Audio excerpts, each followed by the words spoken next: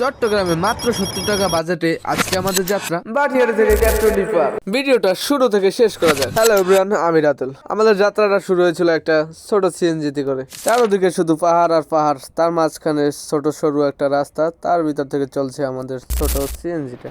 এই ট্যুরে আমরা যতগুলো পাহাড় দেখেছি তার মধ্যে সবচেয়ে সুন্দর আর বড় পাহাড় ছিল এটা। আমাদের গাড়িটা আস্তে আস্তে করে চলতে থাকে আর সামনে দেখতে পাই চারদিক থেকে ঘেরা পাহাড় আর তার মাঝখান থেকে ছোট একটা ঝিল। এই ঝিলের সৌন্দর্য উপভোগ করতে দূর দূরান্ত থেকে মানুষ ঘুরতে আসে বাটিয়ারিতে। এখানে ঝিল দেখার জন্য রয়েছে ছোট ছোট বোটের ব্যবস্থা, চাইলে আপনারা এসে ঘুরে দেখতে পারেন। আমাদের টাইম শর্ট ছিল, এর জন্য আমরা এখানে নামলাম না।